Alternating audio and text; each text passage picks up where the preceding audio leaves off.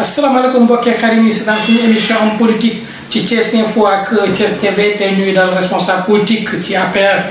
fii ci kër Modou Ndiaye mu nekk rek Maguette dañ koy bàyyi mu nuyoo ak mbokki xarit yi ci Thiès Info ak Thiès TV di leen fàttali ni émission bi en direct la ci Thiès Info ak Thiès TV Maguette asalaamaaleykum. maaleykum salaam Kaaw maa ngi lay nuyu di la sant di nuyu Sey Latir ak sa caméraman bi di nuyu suma xarit suma frère aussi Mamadou Talla Mbodj donc di kontaan vraiment si ñëw bi ngeen ñëw fii di leen sant di leen gërëm man nag maa ngi tudd Maguette Ndiaye nekk responsable APR Kër Modou Ndiaye di liggéey ak suma xarit suma frère Abdoul Aziz Mbaye conseiller spécial du président en TIC. alors Maguette lan moo la dugal ci politique. bon politique jàpp naa ni man au début sax daaw ma def politique su ma duggee tey si politique c'est grâce à Abdoul Aziz Mbaye le ministre Abdoul Aziz Mbaye ak mon frère monsieur Mamadou Mbaye je pense que Abdoul Aziz Mbaye moo ñu tete moo ñu wan lu tax lu jar ñu dugg si politique tey ñu si dugg man maa ngi si dugg depuis 2010 laa dugg si APR bien avant que le président Macky Sall gagné élection yi donc taxawaay bu mu taxaw dëgg bu ñu ko xamee ak détermination bi ñu xam si Abdoul Aziz Mbaye moo tax tey ñu am audace ànd ak moom di jàppale président Macky Sall di jàppale la première dame si liggéey bi nga xam ne ñu ko suuf si Sénégal. alors ci beneen wàll bi tey wax nga ni tey bu ñu xoolee kër Modou Ndiaye kër Issa yooyu yëpp ay quartier rattaché la ay village rattaché la ci commune bu Thiès Nord te est-ce que gis ngeen seen bopp ci politique bi nga xamante ne ñu ngi koy def surtout ci politique ci wàllu emploi mais également ci wàllu social. bon si wàllu emploi jàpp naa ni politique boobu ñuy yaakaar gisaguñu ko si quartier rattaché yi quartier rattaché yi mooy kër Modou Ndiaye mooy Jessap kër Seyib Ndoy Poñel Capong ba kër Issa dañu bokk si ay quartier rattaché donc nekk ay quartiers yoo xam ne aussi duñu xëccoo amul benn élection boo xam ni dañ ko xëccoo ak yeneen parti opposition chaque fois gis nañ ni ñoom dañuy gagné suñu bureau chaque élection dañuy gagné suñu bureau mais en réalité jàpp nañ ni responsable yi nga xam ne ñoo nekk tey si biir Thiès joxuñu ñu cër boobu du emploi du poste yi nga xam ne ñu ngi koy joxee université Thiès wala école polytechnique wala fax di jàppale nit ñi si ay biir màkkat parce que yooyu yëpp aussi dafay nekk loo xam ni. daf ñuy gën a réconforter dafay gën a tax ñu gën a téye suñu base mais amul lenn loo xam même financement des femmes amul lenn loo xam ne ñun mën nañ ko si bénéficier wu amuñu ko donc parti boo xam ni loo xam ne dafa génn en réalité jàpp nañ ni ñoom ñoo koy jël seen biir mais ñun ñi nga xam ne ñu ngi nekk si zone yooyu di liggéey pour président Macky Sall amul li ñuy gagné ci président Macky Sall actuellement nii mooy li nga xam ni le ministre Abdoul Aziz Mbaye mi ngi koy yëkkati di ñu ko jox si wàllu social si wàllu tabaski li mu fay def korité la mu fay def tamxarit gàmm toutes les fêtes religieuses yi nga xam ne mi ngi am ak si côté li muy jàppale si néew di doole ji ak ñi muy jàppale encore si ñi nga xam ne dañu xaw a wéradi yaakaar naa ni su dul loolu amul lenn loo xam ni mën nañ ko jàpp ni yëg nañ ko si benn bokk yaakaar wala yëg nañ ko si parti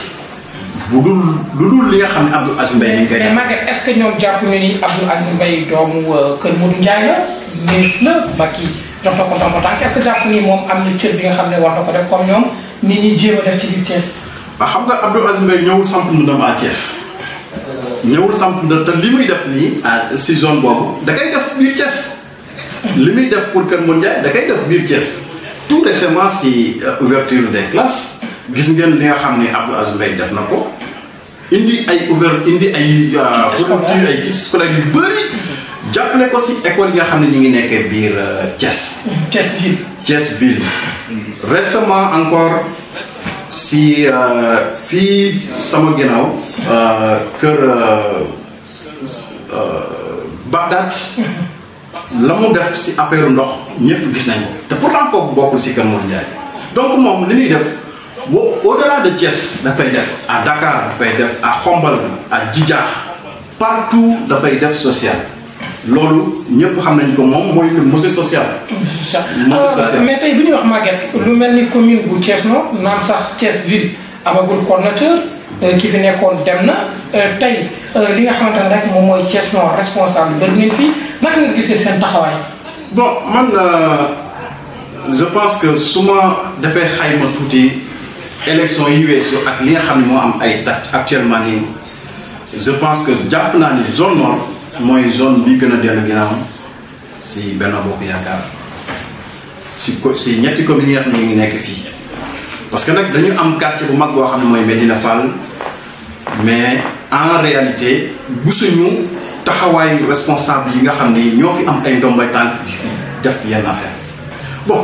je vais aller direct parce que un responsable comme Omar Diop quand il se dit que ni moom deful politique yor ay ndomba tànk yu mag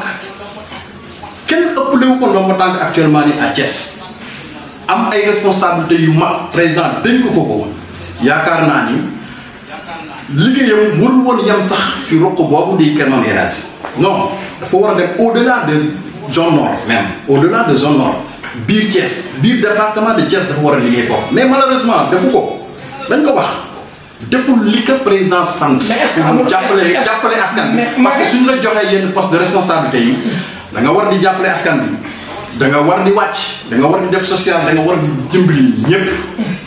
mais quand il dit que je fais pas la politique munoo nekk ci arène di bëre nga nekk mbër di bëre ba pare nga ni du ma bëre boo dul bëre moom da ngay yéeg ci kaw tribune yi nekk spectateur de seetaan comme les autres mais comité électoral ñëw nga ni yow yaay jël poste de responsabilité yaay non mais ça ne marche pas te Inch'Allah on va réorganiser le parti le président Macky Sall mérité wul loolu. mais dafa joxe fii ay postes de responsabilité dans la commune de Thiès. waaw Maguette est-ce que moom bu joxe moyen jotee ci dégager ay moyens pour commune bi wala pour ville bi est-ce que moom du def mais dans la poche. non même bu koy def xam nañ li muy def comme toll xam nañ li muy def bien que mi ngi def mais dafa doyul. da ngeen bëgg mu wàcc ci terrain. non wàcc ci terrain bi moo gën lépp wàcc ci terrain bi d'abord. di discuter ak les responsables yi nga xam ne ñi ngi nekk ci biir di diisoo ak ñoom di waxtaan ak ñoom di trouver ay solutions mais koo xam ni kenn du gis kenn du dégg ñun doxuñu ci loolu ñun président Macky Sall moo ñu ñor réélection en 2019 moo ñu ñor te incha allah fu ñu mën di jaar dañ taxaw ci tànk yooyu te képp koo xam ne aussi dafa jóg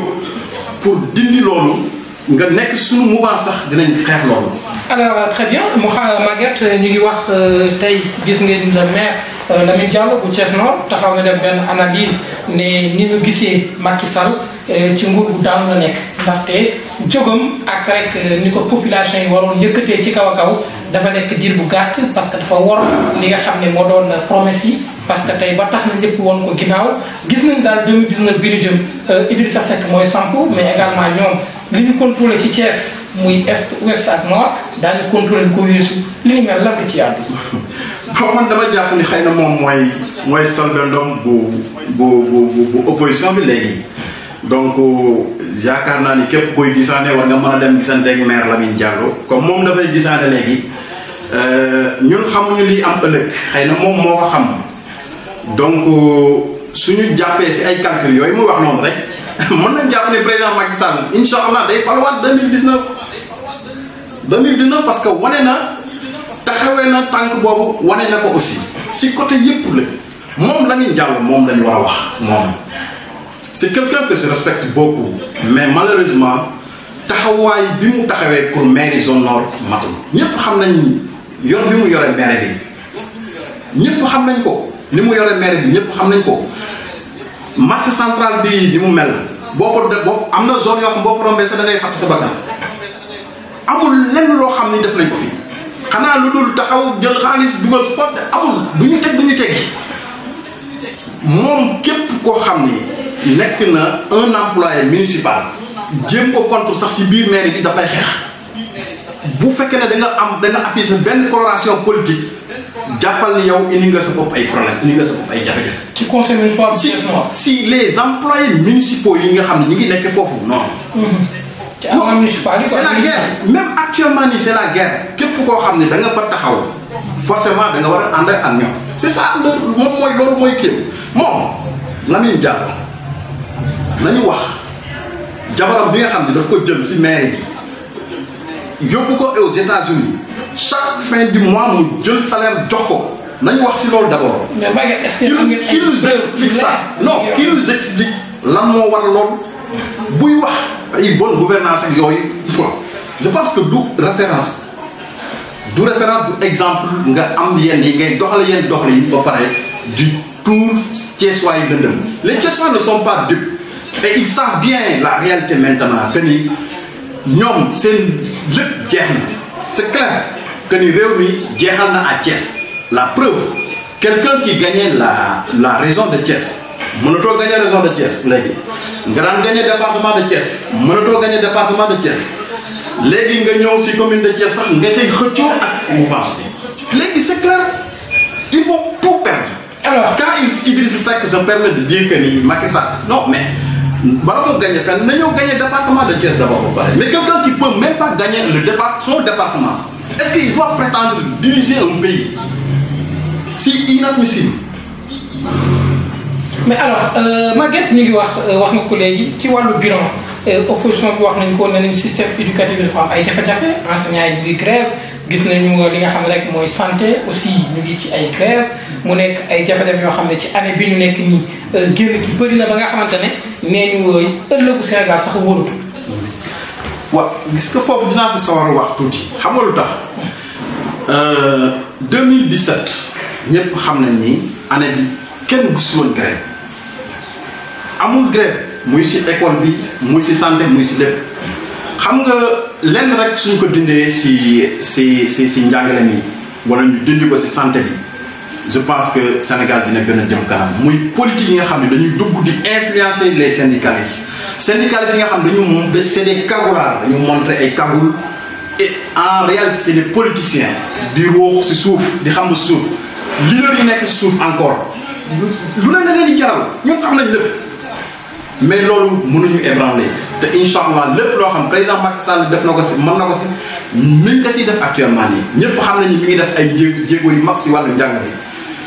ñëpp xam nañ ni baccalauréat en 2010 2011 ñëpp Sénégalais yi xam nañ ni majeure partie dañ daan am bac pratiquement moitié mu daan dem université ñeneen ñi dem toogi bay dem feneen ñëpp xam nañ ko mais depuis président Macky Sall ñëwul ba léegi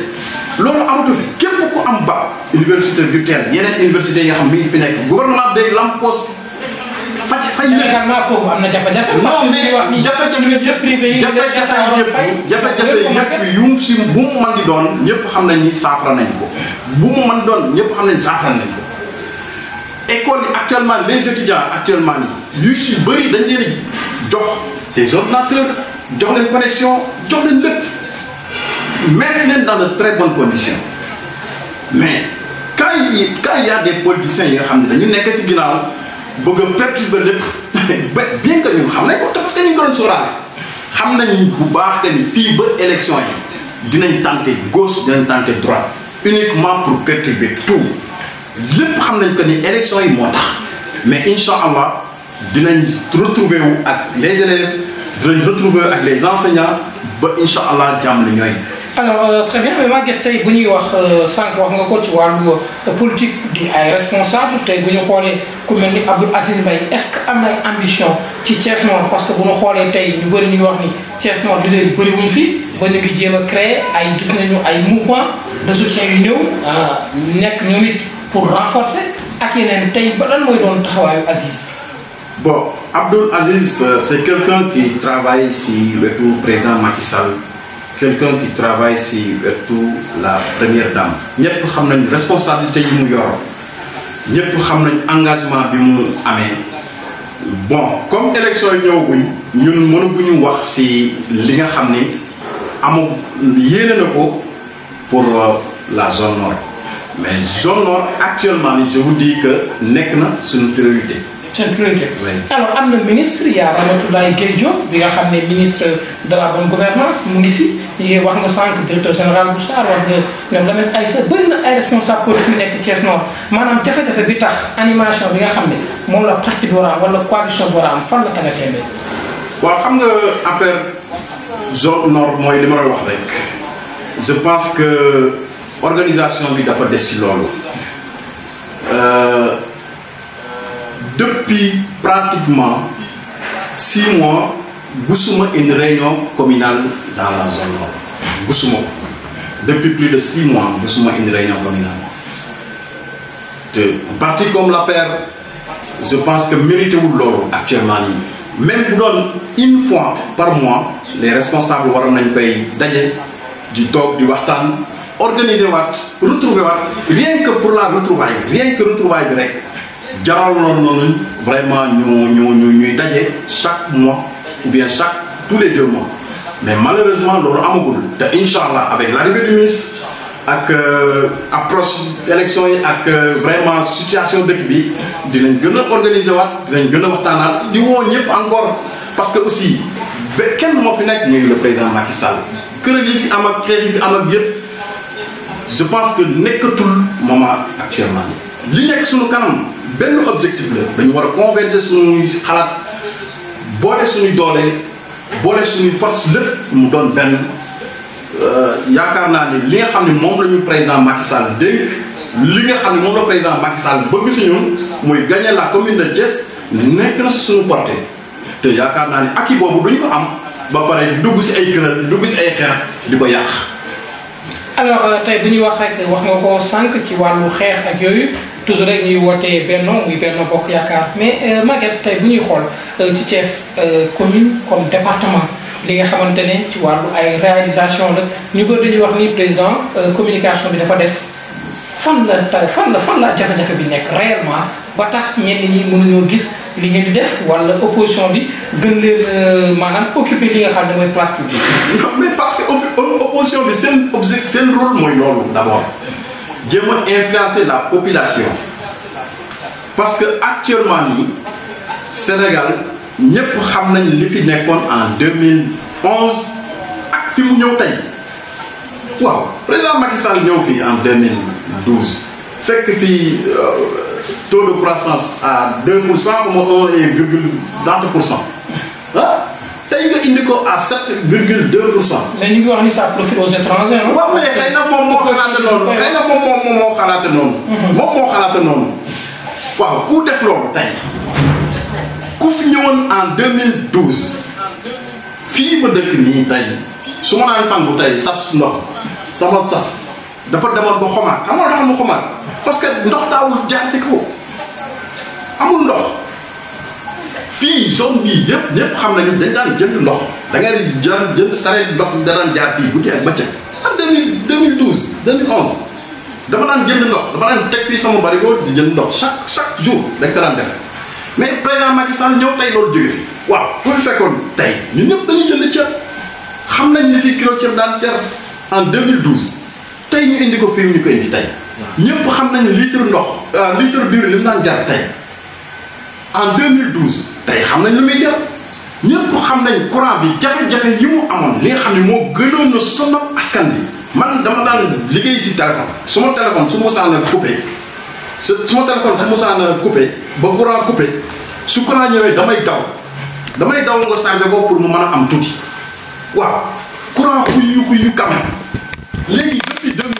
depuis 2012 président Macky Sall ñëw loolu jóge fi waaw kilo suukar bi ñu daan jaay lépp fañ ko fekkoon ak jafe-jafe yi ñu daan am suukar sax daan manqué au Sénégal gaz bi tay ñëpp gaz da daan wër da nga daan dox ay kilomètres léeg-léeg nga dégg ñu naan bitigu diw ba nekk fële am na courant bitigu Massamba bi nekk fële am na courant am na gaz nga daan daw yenoon sa gaz wala nga jël sa saret yenoon sa wala nga teg ko si kii bi. waaw loolu su amatul tey ñu wàññi gaz bi encore ñëpp xam nañu gaz bi dañ ko wàññi bu baax ah couverture maladie universelle rien que la couverture maladie universelle mais gars yi ñu ngi wax ni doxul ah. non mais xëy na ñu si fajowul. ñu bëri ñu koy wax xëy na ñu si fajowul affaire yi des. xëy na ñu si fajowul ñoo jàpp ñu doxul. rien que la politique rien que la couverture maladie universelle jàllale na président Macky Sall. mais couverture maladie waaw les bourses familiales bourses familiales yi actuellement nii xoolal impact bi muy def. ak ndimbal bi muy def si jàppale ko taxaw sax sémi dañ ciy wax parce que sémi ñu bëri dañ koy wax hôpitaux yi nee nañ li yor dafa bari yenn kii yi doxul mutuelle yi doxul gars yi sax ñu ngi wut ay mutuelle privée yi nga xamante ne ci biir gox yi ak goxaat yi fan la jafe-jafe yi nekk réel. man de su amee jafe-jafe dina ma jaaxal ñun day mutuelle de santé bi ñu yor fii amul benn problème heure boo si bëggee faju yaa ngi si faju hôpital régional dem naa fa waxtaan naa fa ak le responsable bi yor loolu ce qu'il m'a dit c'est clair nee na ma rien que la couverture maladie universelle moom moo géré loolu foofu mu ni ma rien que la couverture maladie universelle jàllale na ñëpp li muy recevoir par jour kenn xamul nu muy toll waaw foo daan fay tey téeméer léegi tu fay pratiquement ñeent fukk sax da nga koy fay waaw ñu ne loolu doxul bu doxul lan moo dox tey. alors très bien ñeneen ñi ñu ngi reproché mais dañu gis ni lu bëri dañ ko jox ay firmes internationales maanaam dañu favoriser les français ak chinois yi expertise locale bi ñu la su ko en rade ba tax na ñu am yenn jafe-jafe yi gars yi ñu ci def ay di jël sax ay exemple ci lampadaire yi ñuy commandé France c'est des centaines de c'est une cinquantaine de milliards bi nga xamante ne dañ ko fay yóbbu te tey am na fi ay menuisiers métalliques ak yeneen entreprise yoo xamante ne construction métallique yoo xam ne ils sont habilités à le faire mais dañu gis ni dañoo denc li nga xam ne mooy expertise locale. non loolu xëy na gis-gisam la moom moo gisee loolu moom moo xalaate loolu mais entreprise yi nga xam ne ñu ngi nekk ci Sénégal tey di liggéey di gañ ay marché tey yaakaar naa ni moom bi mu waxee sax ñoom ñoo ko waroon a démentir d'abord bi mu waxee ñoom ñoo ko waroon démentir bépp liggéey boo xam ni jàpp nañ ni expertise locale mën na ko def kenn mësul gis ñu jéggaani ko lu mu mën di doon nag bien que nag dinañ jiital souvent dinañ jiital la qualité dinañ ko jiital liggéey bu mu mën di doon war nañ di xool qualité parce que si on fait des appels d'offres mais mën nañ recevoir ay appels d'offres yu bari mais dinañ xool les prix dinañ xool les qualités dinañ xool lépp dinañ ko xool donc yaakaar naa ne fu mu gën a abordable gën a baax je pense que bu fekkee ne dañuy liggéey te Sénégal tax ñuy liggéey dinañ jël li nga xam ni moo gën a abordable moo gën a fiable ci liggéey ñu def ko donc xëy na moom moo gisee noonu. mais Sénégal les entreprises locales yi nga xam ne ñi ngi fi nekk ñi ngi gagné seen i marché bu baax si wàllu tali si wàllu infrastructure bu ma mën di doon gis nañ ñu liggéey gis nañ bu baax seen taxawaay te ñi ngi leen si félicité bu baax di si félicité aussi président Macky Sall parce que nag ñun xamoon nañu fi waa ji fi nekkoon di Karim Meïssa Wade gis nañ leen fi doon def gis nañ appel d'offre yi ñu doon def daanaka appel d'offre sax daaw si jaar donc bu demee tey ba indi réew mi fii vraiment dañ ko si sant gën a doolelaat encore entreprise locale dañ koy sant bu baax di ko si remercier bu baax vraiment. alors très bien Maguette am na leneen lu bees muy les mouvements de soutien gis nañ leen au niveau est ouest nord gis ko ci kii quartier rattaché yi muy ay mouvements de soutien ñi ko jiitee bëri na ñoom Abdoulaye Dièye si bi jot na Matar Mbengue ñoom Babacar Pascal ñoom Chérif Dia ñoom ñi ngi ca comme bëri nañ mu nekk benn force boo xam ne nee ñu tey bu ngeen gisee sax écart bi ci li ñu wax d'après analyste yi li ñu wax ne écart bi nga xam ne am na sax bii baa ci élection yi ñoom ñoo ko indi ñi ni mel seen liggéey yéen nan ngeen koy gisee. bon d'abord dañuy rafetlu loolu te suñu si amaatee sax dañuy jëlaat ñun dañu jëm si ay élection suñu amaatee ñeneen ñu ñëw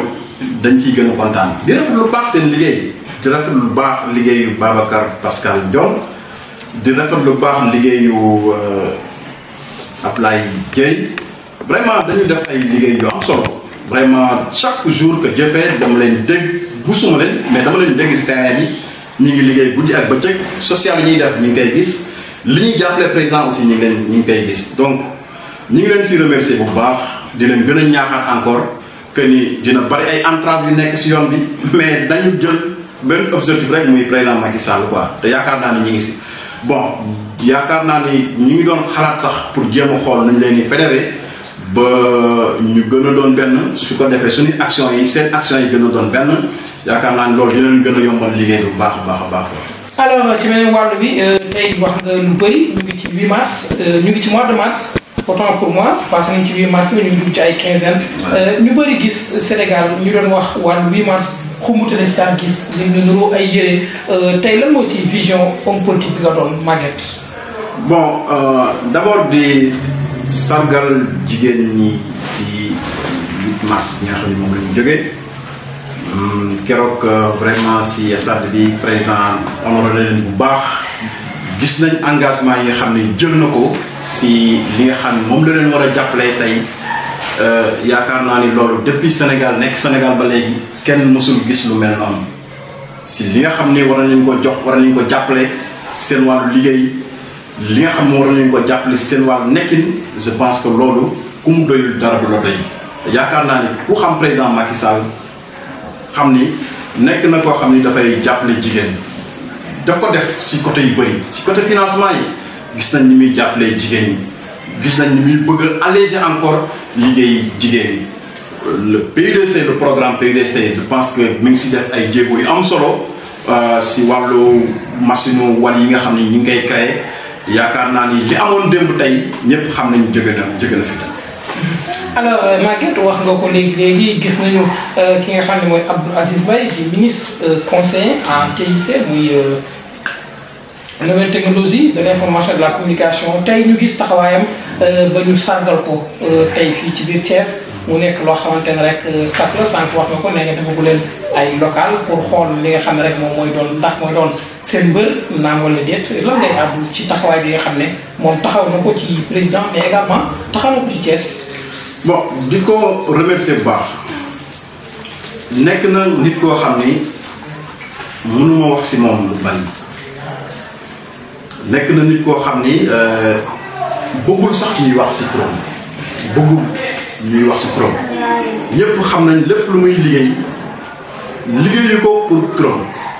loolu képp ku ko xam ku ko jigee xam ni Abdoul Aziz Mbaye nekkul koo xam ni day liggéey pour yëkkati turam ñëpp xam nañ ko lépp lu muy def c'est pour le président Macky Sall day jël def si liggéey si poosam def sax ni président Macky Sall moo def wala première dame moo def ñëpp xam nañ engagement am détermination si bi nga xam ne dafay def si côté social moom macha allah li muy def dafa jéggi dayoo donc ñu ngi koy sant bu baax di ko remercier encore di ko gën a talalal la ko encore pour Thiès à Médina Fall Kawsara partout dans les quartiers de la zone nord je pense que weer yi di ñëw dinañ commencer gis beneen changement yoo xam ne aussi war nañ ko def si zone boobu ànd si ak le ministre Abdoul Aziz Mbaye parce que moom nag président moo ko ñor xam nga loolu lañu bëgg si un responsable xam nga un responsable quand on est responsable président nga ànd ak président li la war mooy ngay def waxuñu la nga def si sa entourage comme li politicien def fais tout pour gagner mon bureau non man góob ak yooyu responsable quand on est responsable da nga war a agir di def pas pour gagner seulement ton bureau mais pour faire gagner les autres leur bureau c'est ça un responsable pas seulement nga gagner si sa localité mais nga jéem a wàcc si zone yépp te incha allah Abdoul Aziz Mbaye si côté social bi dinañ si gën a jàppale si lépp loo xam ne aussi war na ko mën a jàppale waa Thiès incha allah dina ko jàppale pour Thiès. alors suñuy wax ku mel ni Siré Dia directeur général bu poste ñu bëri ñu koy wax am na sax ñu def ay déclaration mais buñ ko toppee rek ndax li nga xam ne dafa wëlbatiku jël ndaw Thiès jàppale leen ci li nga xamante rek moom mooy xëy tey loolu Maguette ban xalaat nga ci am. bon Siré man xaw ma ko su ma ko xamee pratiquement si média yi laa gisee tase na ma ak moom benn yoon ba ma ñaari yoon réunion mais c'est quelqu'un koo xam ne dama ko apprécier bu baax si liggéey bi nga xam ne ñu ngi koy def c'est quelqu'un koo xam ni suñu amoon ñeneen ñu mel ni moom à Thiès suñu xel dina gën a dal bu baax xaw ma ko musuma nuyonte ak moom sax par son numéro mu aw ma benn lien ak moom mais li ma la wax rek man président Macky Sall moo ma ñor képp ku jóg pour ànd liggéeyal président Macky Sall jàpp naa ni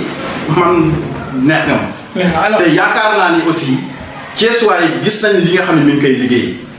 loolu teg nañ suñu bët parce que jël na ay doomu Thiès yu bëri ñu ngi liggéey actuellement nii gis nañ li nga xam ne mi ngi koy jàppalee waa Thiès yaakaar naa ni suñu amee quelqu'un koo xam ne mel na noonu dañ koy encouragé te luñ ko mën a dooleel aussi ñu xool nañ ko doolelee. alors ñu gis ni toujours rek ñu koy wax ci wàllu responsable politique yi nga xamante ne ñoo nekk ci Thiès législative bu mu jeexee ñu bëri dañuy doon reproché président Macky Sall ne ko Thiès dafa mel ni cër bi nga xamante ne waroon na ko cëral ay doomu Thiès pour ñooñu mën a wëlbatiku gën a jël seen responsabilité pour jàppale doomu Thiès loolu dafa des mu bëri ñoo xam ne sax dañ seen alal di ko campagne seen parti seen coalition mais bi élection yi jeexee déggul dara gisul dara. ah kon de xanaa da am lu leen yëkkati woon ñooñu xëy na loolu leen yëkkati woon quoi bu la loolu mooy carte sur table quoi ah. donc loolu mooy carte sur table quoi. ñun bi ñuy jóg di jàppale président Macky Sall wallahi azim xalaatuñu woon ni dina gagné mais gëm-gëm moo ñuy taxoon ànd ak moom la ñu gëmoon ba ñu demee ba si biir avant ñuy gagné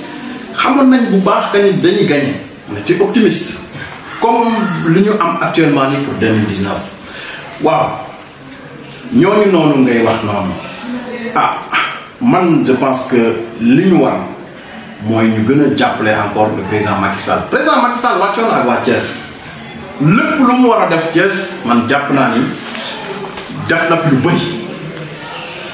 bëri bien que mën nañ ko laajaat mais xam nañ def na lu bëri à Thiès loolu teg nañ si bët indi na fi ay directeurs généraux am na fi ay IPCA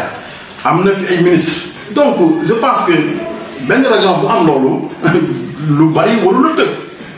nga gagné le département commune bi sax ñi lim la xam ne ndax gagné nañ ko wala gagné wuñ ko yaakaar naa ni mën nañ gën a garder suñu optimisme que ni incha allah élection yi ñoom dañ koy gagné. kon daal seen xel dal na ci Thiès élection yi dañ koy gagné. mën nañ jàpp ni dinañ ko gagné parce que suñu xoolee li nga xam ne jaar na fi si élection ba actuellement nii suñu xel gën a war na gën a mën a dal bu baax te yaakaar naa ni suñu gën a yokk suñu effort ñu gën a yokkaat suñu doole encore pour jëm si élection yi gën a xoolaat ni ñuy organiser pour dem si élection yi encore gën a waxtaan bu baax dindi les querelles surtout xam ni président Macky Sall moo fi nekk on a que les élections et loolu dong lañ fi des 2019 lañ fi am actuellement ni amul leneen lu fi nekk keneen ku fi indi leneen yaa ngi indi suñuy problème donc suñu objectif mooy 2019 fu ñu mën a jaar pour gagner ko te yaakaar naa ni président teg na ko fi Thiès actuellement ni pour gagner 2019 wane na ko lu tax si côté infrastructure si côté dund bi nga xam ne moom la Sénégal yi daan dund démb ak bi ñuy dund tey te yaakaar naa ni képp kuy Thiès wa tey xool la nga daan dundee démb ak la ngay dundee tey soo waxee te yàlla rek tax ngay wax xam ni am na un changement positif bu si nekk. ñëpp xam nañ loolu. très bien Maguette bu ñu wax ci wàllu li nga xamante rek toujours mooy wàllu infrastructure lu mel ni stade Lat Dior bu ñu koy wax football ndaw ñi moo tax mais tey ak yenn compétition muy international ak international yëpp tey gis nañu Thiès am nañu jafe-jafe ci loolu naan ministre bi joxe na ci ay ndigal sax ay directives pour rek ñu mën ko liggéey avant fin 2018 li ñu mel lan moo ciy seen xalaat. waaw xam nga stade Lat Dior premier ministre Mohamed Boun Abdallah Dionne ñëwoon na fi ànd ak l'entrepreneur bi nga xam ne moo yor liggéey bi yaakaar naa ne ñun jàppoon nañ sax war nañ ko livrer bien avant fi ñun war nañ ko livrer bu yàgg waaw su fekkee ne am na benn retardement su fekkee ne am na benn lenteur jàpp naa ni nekkul si gouvernement Sénégal benn lenteur su amee nekkul si suñu côté lépp loo xam ne war nañ ko si def nañ ko si loolu rek war na ni wane ni président Macky Sall dafa nekk bu fonk Thiès ñëpp xam nañ li mu fi def Thiès école nationale des sapeurs mi ngi nekk fii suñu wet Thiès lañ ko def te pourtant dañ ko yóbbu waroon na yóbbu si benn région lañ ko waroon yóbbu mais tey jii Thiès lañ koy mu nekk la plus grande école de l'Afrique de l'Ouest école nationale des sapeurs ISEP de Thiès ak yeneen yi nga xam ni def na ko fi à Thiès yaakaar naa ni loolu wane na ni président Macky Sall taxawaayam ak bëgg-bëggam pour Thiès.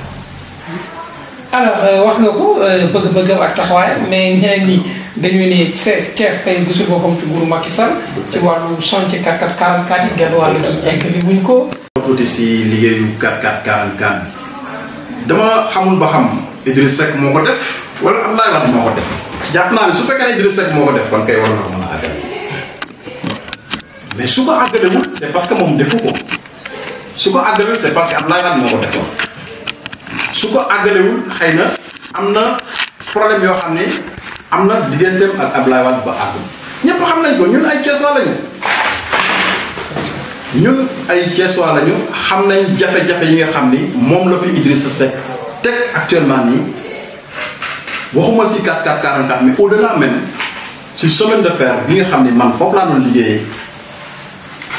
mu nekk ay mbir yu doy waar yoo xam ne def na ko fa.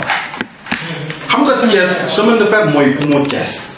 chemin de fer bii nii mooy xolu Thiès mais en 2002 2003 chemin de fer amul woon yenn problème amul woon yenn jafe-jafe. Abdoulaye Wade di recevoir lan la ko Idrissa Seck waxoon bi muy dem demal wax ko ni ko mu ni ko demal wax ko ni ko hérité wu ma ay weñ rek laa fi ay wagon ay loolu donc laa fi pour ñu jaay chemin de fer pour moom mu jënd ko ak kiligam gi mu àndaloon kilig gi mooy kan mooy tey Abbas Jaber mooy Karim Wade ak jàpp naa ne Idrissa Seck alal bu mu am li nga ko amee si chemin de fer bokk si jaay bi mu jaayoon chemin de fer nax si Abdoulaye Wade tey nax Thiessois yi ray chemin de fer tey actuellement nii lépp ñu ne wax na Macky Sall fay mais ban dëkk lañ nekkee tey ñëpp chemin je parle sous le contrôle des cheminots xam nañ lépp xam nañ réalité bi mën nga dem nga demander les cheminots chemin de fer Idrissa Seck moo ko yàq moo ko jaay moom ak moo ko jënd si Abdoulaye Wade moom ak Abbas Jaber ak Karim Wade ñoo ko bazardé dañ ko bazardé jënd ko ba pare jënd ko si prix yu doy waar yàq chemin de fer indi plan social dàq jàpp société bi carrément ñun chemin de fer nañ am léegi président Macky Sall nag moom la yet bi dal si ko au moment où Idrissa Seck moo yàq lépp je parle sous le contrôle des cheminots ne demandez tous les cheminots. alors tey jii tey kooku war na jóg taxaw di waxal dara pour Thiès non c'est honteux. alors Maguette bu ñuy ñëwaat tuuti rek ci carte d'identité biométrique yi comme mooy lu bees lu Macky Sall indi muy ay carte électeur également tey li nga xamante ne rek opposition bi ñu ngi koy wax ba ci askan population yi ñu ngi ko wax ni carte yi kenn séddalewu ko ñi jot seen carte ci population yi motul 10% nekk na ay ñoom dañ jàpp ni sax njuuj njaaj bi nga xamante ne moom la Macky Sall nar a gagné élection yi dañ jàpp ni loolu leen tëral li ni mel lan ngeen ci yàlla. xam nga boo amul lay moom fu ne ngay wute lay waaye dinañ bëre de bëre moom dinañ ko def fu ne nag dinañ ko jéem a prétexte bu nekk rek dinañ koy gis nga référendum bi ñu fiy jëm bi ñu jëm référendum lan lañ doon wax bi ñu indee référendum bi lu ne wax nañ ko si dara dem nañ sax bañ ni dañuy daganal góor jigéen Sénégal lan moo gën a ñaaw loolu lu ne wax nañ ko fi dinañ xaaraat yeneen sax yeneen dinañ ko xaaraat uniquement pour jéem a jaxase xelu Sénégalais yi mais les Sénégalais ne sont pas dupes parce que xam nañ li fi nekk carte d'identité yi ngay wax nii tey en 2007 élection présidentielle man voté wu ma woon dama rang sama carte d'identité fii si CM Jules Sagna ba guddi mënuma jot sama carte d'identité nit ñi dañ daan xeex pour jot seeni carte d'identité waaw loolu ndax gis nga ko fi tey carte d'identité yi ñuy defar tey actuellement nii te jëlaguñ ko kenn dafa xam nombre bi nu mu toll te incha allah président Macky Sall fii ak 2019 dinañ redoubler lépp ñëpp xam nañ ni date yi dafa xatoon trop xam nañ ko pas mais malgré loolu lépp def nañ fi ay avancées yu mag pour nit ñu jot seen carte d'identité man mii jot naa sama carte d'identité keneen nag keneen jot nañ carte d'identité donc je pense que loolu opposition bi ñooy jël di wax noonu te lu ne dinañ ko jël parce que amuñ benn prétexte majeur loo xam ne war nañ ko mën a coller président Macky Sall si askan bi amul lenn luñ ko mën a coller dara amuñ ko nas lu ne dinañ ko indi pour jëm ko teg mais Thiessois yi Sénégalais yi d'une manière générale xam nañ li nga xam ne président Macky Sall fa mu jëlee woon dëkk bi en 2012 xam nañ ko fi mu indi tey dëkk bi en 2018 xam nañ ko. waaw d'abord si sunu waa ji Idrissa Seck d'abord dinaa ko am tuuti lu ma ko conseillé xam nga dafa bari woon loo xam ni dafa jaar digganteem ak Abdoulaye Wade dafa bari loo xam ni dafa jaar digganteem ak Abdoulaye Wade waaw moom Abdoulaye Wade boo xam ne nii digganteem ak Idrissa Seck xaalis moo dox seen diggante waaw moom Idrissa Seck mu taxaw di wax ni xaalis bii mu ma joxoon dinaa ko du ma ko delloo mais dinaa ko denc ci béréb yu sûr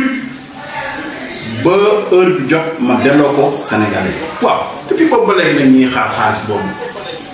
c'est des dizaines de milliards ba léegi amul benn Thiessois bu ko gis amul benn Sénégalais bu ne ah Idrissa Seck de xaalis bii la dencoon kenn gisu ko xanaa defar ab cyber campus am boo xam ne xuma ñaata milliards la fi def ak yeneen yoo xam ne mi ngi koy def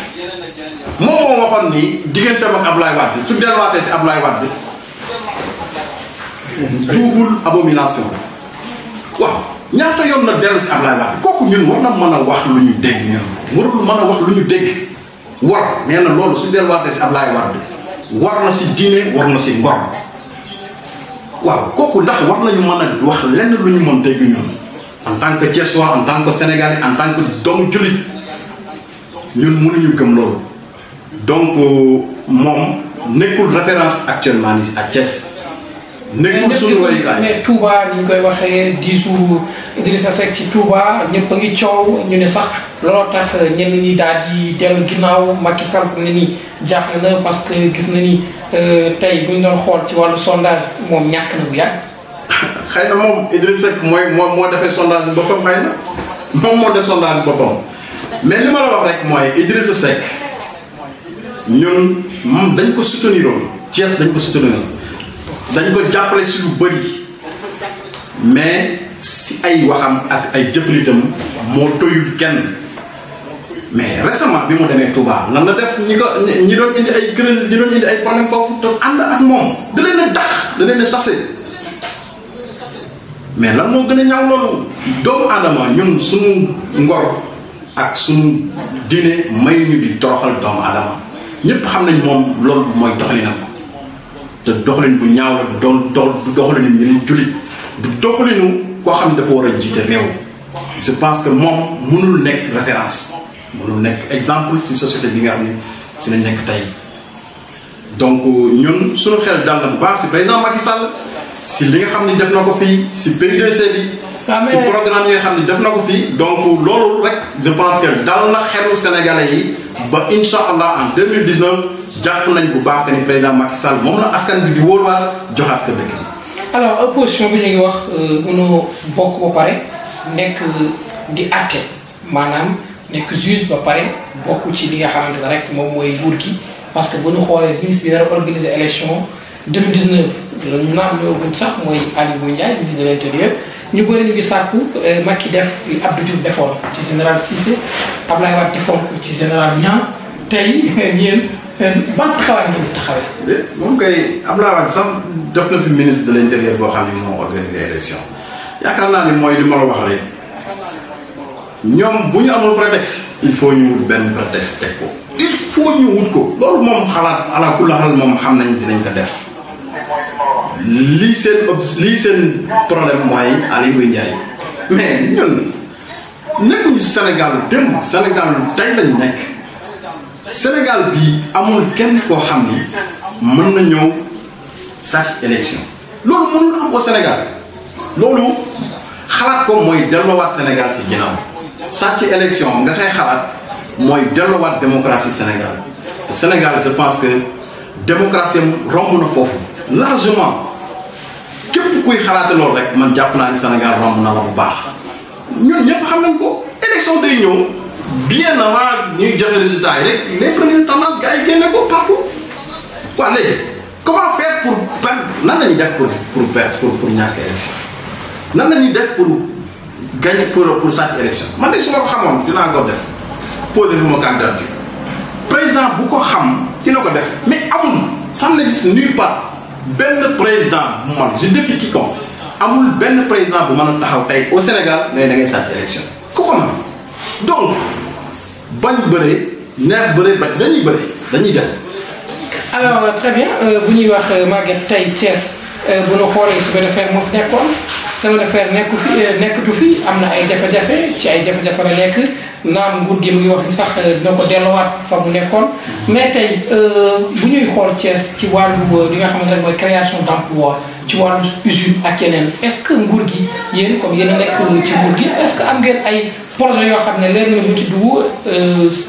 ndaw Thiès yi dinañ mën a gis seen bopp. waaw xam nga wax naa la ko tout à l'heure nee naa chemin de fer moom moo nekkoon xolu Thiès te ñëpp xam nañ ni ko Idrissa Seck rayé man du ma wax Ablaye Wade sax mais Idrissa Seck ni mu ko rayé moom laay wax donc bi loolu amee président Macky Sall moom ñëpp xam nañ jël na ay engagement pour jàppale waat chemin de fer pour redresser waat encore chemin de fer commencé na ko si terre bi te incha allah dina ko gën a élargir bu baax am na ay programme yoo xam ne jóg na pour chemin de fer yaakaar naa ni bientôt danañ commencé loolu liggéey boobu Thiès jotawaat ndimbal bu njëkk parce que ñun lépp lu ñu bëgg